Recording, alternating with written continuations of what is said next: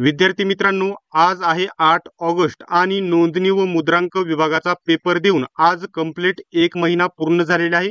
तरी देखील नोंदणी व मुद्रांक विभागाने आणि IBPSने कोणत्याही प्रकारचा निकाल लावलेला नाही किंवा कोणत्याही प्रकारची अपडेट दिलेली नाही। या संदर्भात 1 महिना होऊन गेला म्हणून मी आज नोंदणी व मुद्रांक विभागाच्या ऑफिसला कॉल केला होता आणि तेथे निकाल कधी लागेल याची विचारपूस केलेली आहे। त्याचा कॉल रेकॉर्डिंग देखील मी तुम्हाला पुढे दाखवणार आहे। सोबतच दुसरा पॉइंट म्हणजे आपल्याला सर्वांना माहित होते की नोंदणी व मुद्रांक विभागामध्ये 1,19,000 मुलांनी फॉर्म भरले होते, परंतु त्याच्यापैकी किती मुलांनी पेपर दिले त्याची माहिती देखील आपल्याकडे आलेली आहे।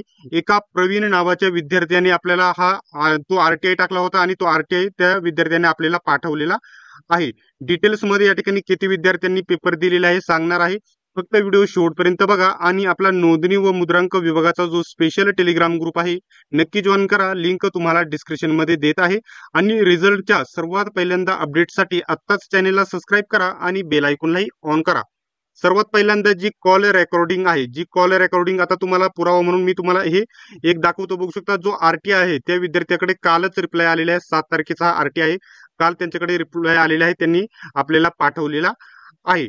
आता सर्वात पहिल्यांदा कॉल रेकॉर्डिंगचं मी क्लिअर करतो। इथे कॉल रेकॉर्डिंग मध्ये तुम्ही कॉल रेकॉर्डिंग ऐका, त्याच्यानंतर मी किती मुलांनी पेपर दिला हे सांगतो।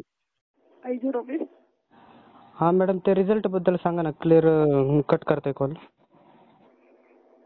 परीक्षा कशी आहे कळालं होतं, हॉल तिकीट, परीक्षेच्या तारखा। हो, पण मॅडम महिना झालाय म्हणून म्हटलं कधी अंदाजित कधी लागेल ते कसं कळालं होतं त्याप्रमाणेच कळणार आहे। हो, ते तर माहिती MPSC वगैरे हे पण माहिती MPSC वगैरे कसं डिक्लेअर करते माहिती आहे ना, MPSC हो वगैरे माहिती आहे मॅडम, त्याप्रमाणे 10 वर्ष झालं पेपर देतो मी। काय बोलतोय एवढं सांगा मला, अंदाजित कधी लागेल विचारण्याचा अधिकार पण नाहीये का? नाही, अंदाजित आम्ही पण नाही असं काही सांगू शकत, ते सगळं कंपनी वेबसाईटवर डिक्लेअर करायचं। आता अंदाजित आम्ही परीक्षेच्या तारखा, हॉल तिकीट सांगितलं होतं का तुम्हाला?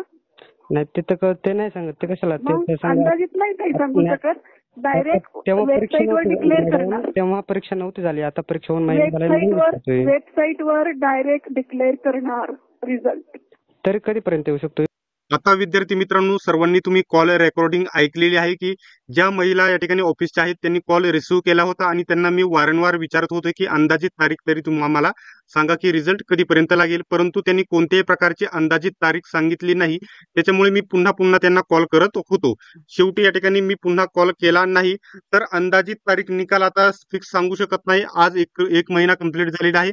IBPSच्या रूलनुसार IBPS विभागाकडे 45 दिवसांच्या आत निकाल सादर करते। माझा अंदाज एवढाच आहे की 15 ऑगस्ट पर्यंत म्हणजे येणाऱ्या 8 ते 10 दिवसामध्ये रिझल्ट लागण्याची दाट शक्यता आहे। 15 ऑगस्ट पर्यंत 15 ऑगस्टच्या नंतर आसपास रिझल्ट लागलेला तुम्हाला बघायला भेटेल।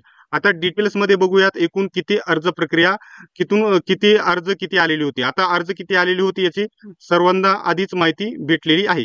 इथे कॅटेगरी वाईज तुम्हाला या ठिकाणी सर्व माहिती भेटेलच। इथे बघू शकता सर्व कॅटेगरी वाईज एवढ्या मुलांनी अर्ज भरलेले होते आणि त्याच्यापैकी 1,19,540 एवढ्या विद्यार्थ्यांनी पेपर दिलेले होते। किती? 1,19,540 एवढ्या विद्यार्थ्यांनी याच्यामध्ये फॉर्म भरलेला होता, परंतु पेपर किती जणांनी दिला हे खूप महत्वाचं आहे।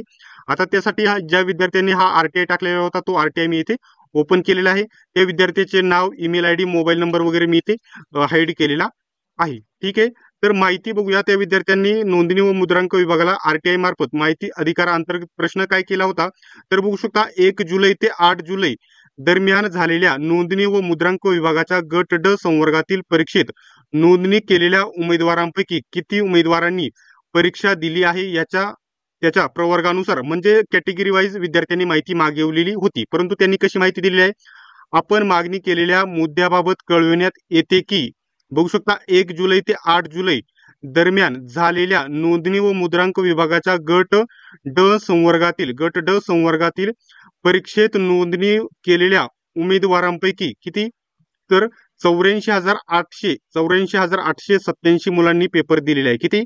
84,847। एकूण अर्ज किती होते? 1,19,000 म्हणजे ते 19,000 आणि हे 15,000 जवळजवळ 35,000 मुलांनी हा पेपर दिला नाही। किती? 35,000 मुलांनी।